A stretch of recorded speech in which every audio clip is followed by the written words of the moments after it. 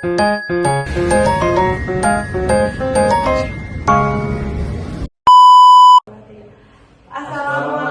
warahmatullahi wabarakatuh. Perkenalkan, kami dari kelompok 7 kelas FA 1. Di sini kami akan menyampaikan materi mengenai peningkatan kelarutan dan disolusi deksibuprofen dengan hidroksiprofil beta-siklodextrin. Di sini saya sebagai moderator dan perkenalkan, nama saya Muhammad Dasyaf Irsa Firmansyah dengan NPM 251FF 01037. Perkenalkan, nama saya Rifki Abdurrahman dengan NPM 251FF 01027. Perkenalkan, nama saya Asmi Maharani dengan NPM 251FF 01024. Perkenalkan, nama saya Nabila Septia Aulia dengan NPM 251FF 01033. Perkenalkan, nama saya Ida Sakarin dengan NPM 251FF 01031.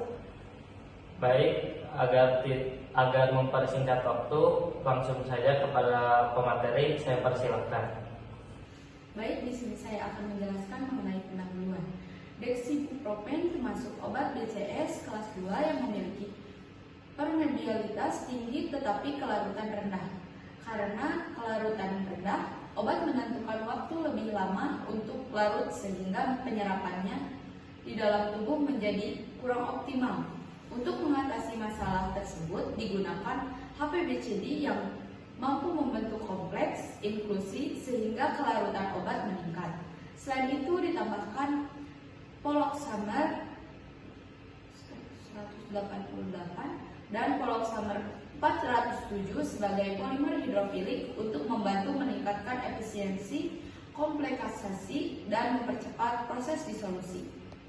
Untuk selanjutnya yaitu tujuan yang pertama meningkatkan kelarutan disolusi deksibuprofen, yang kedua mengetahui pengaruh PXM -188 dan PXM 407 terhadap efisiensi kompleksasi, yang ketiga membandingkan kompleks biner dan kompleks termat, yang keempat mengkarakterisasi kompleks menggunakan FTIR, SEF, DSC, dan XRT.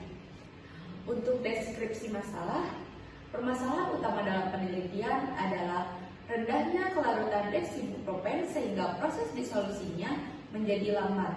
Kondisi tersebut dapat menyebabkan jumlah obat yang diserap tubuh menjadi berkurang. Oleh karena itu, selain menggunakan HPBCD sebagai pembentuk kompleks inklusi, ditambahkan juga polimer hidrofilik agar kelarutan stabilitas dan pelepasan obat dapat meningkat. Baik, selanjutnya ada metode penelitian. Yang pertama ada studi kelarutan fase, yang kedua ada pembuatan kompleks biner, yang ketiga ada pembuatan kompleks terminal, yang keempat ada evaluasi, yang kelima ada karakterisasi, yang keenam ada analisis data. Selanjutnya saya akan menyampaikan analisis uji kelarutan. Hasil kurva kelarutan menunjukkan bahwa semakin tinggi konsentrasi HPBC maka kelarutan deksibuprofen juga semakin meningkat. Grafik yang diperoleh termasuk tipe A yang menandakan terbentuknya kompleks inklusi dengan perbandingan 1:1 antara deksibuprofen dan HPBC. Setelah ditambahkan polisamer 188 maupun polisamer 407 meningkatkan kelarutan menjadi lebih besar dibandingkan kompleks biner. Hal ini menunjukkan polimer hidrofolik maupun meningkat efisien kompleksisasi dan membuat deksibuprofen lebih mudah terlarut dalam air. Baik, selanjutnya ada uji kelarutan. Hasil pengujian menunjukkan bahwa deksibuprofen murni hanya memiliki kelarutan sebesar 0,026 gram per mili. Setelah dibuat menjadi kompleks biner, kelarutan meningkat sehingga 14,23 mg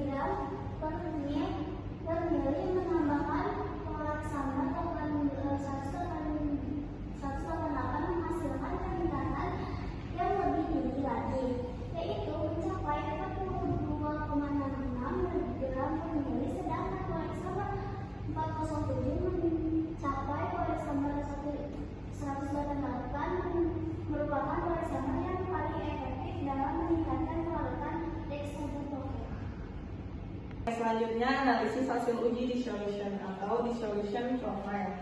Nah, kurva dissolution menunjukkan bahwa dexibuprofen murni hanya melepaskan sekitar 30% obat, sedangkan kompleks biner mampu meningkatkan pelepasan hingga sekitar 72% dalam 60 menit. Kompleks Stener memberikan hasil yang lebih baik dengan pelepasan obat mencapai sekitar 90%. Formulasi terbaik diperoleh pada Dexa HPBCD PMX 188 karena memberikan pelepasan obat paling cepat pada konsentrasi polimer yang terlalu tinggi yaitu 20%. Pelepasan obat sedikit menurun akibat terbentuknya lapisan gel yang menghambat infusi obat. Analisis FTIR. Hasil spektrum FTIR menunjukkan bahwa tidak terdapat puncak baru yang menandakan terbentuknya ikatan kimia baru. Namun, terjadi penggeseran dan penurunan intensitas beberapa puncak khas dexibuprofen. Hal ini menunjukkan adanya interaksi fisik antara dexabuprofen dengan HPBCD dan polosamer, sehingga dapat disimpulkan bahwa kompleks inklusi berhasil terbentuk tanpa mengubah struktur kimia obat. Baik, di sini saya akan menjelaskan mengenai hasil analisis SEIM. Foto SEIM menunjukkan bahwa dexibuprofen murni memiliki bentuk kristal yang jelas dan permukaannya kasar. Setelah dibuat menjadi kompleks inklusi, bentuk partikel berubah menjadi lebih tidak beraturan dan permukaan yang lebih halus. Perubahan morfologi ini menunjukkan bahwa obat telah terdispersi di dalam matriks HPBCD dan polysomer sehingga luas permukaan meningkat dan kelarutan menjadi lebih baik. Oke, baik, di sini saya akan menjelaskan mengenai hasil analisis DSP. Pada hasil DSP terlihat bahwa puncak dari khas dexibuprofen mengalami penurunan intensitas bahwa hampir menghilang pada kompleks Stener. Hal ini menunjukkan bahwa sebagian besar dexibuprofen telah berubah dari bentuk kristalin menjadi bentuk amorf. Bentuk amorf ini memiliki energi yang lebih tinggi sehingga mudah larut dan mempercepat proses dissolusi. Baik, yang terakhir di sini ada analisis ICRT. Hasil analisis ICRT ini menunjukkan bahwa puncak-puncak kristal khas dexibuprofen mengalami penurunan intensitas setelah pembentukan kompleks. Hal ini membuktikan bahwa kristalinitas obat berkurang dan berubah menjadi lebih amorf. Penurunan kristalinitas ini disebut menjadi salah satu faktor utama yang menyebabkan peningkatan kelarutan dan laju disolusi dexibuprofen. Adapun hasil kesimpulan dari materi yang sudah dijelaskan berdasarkan hasil penelitian pembentukan kompleks inklusi antara dexibuprofen dex dan HPBCD berhasil meningkatkan kelarutan dan laju disolusi dexibuprofen.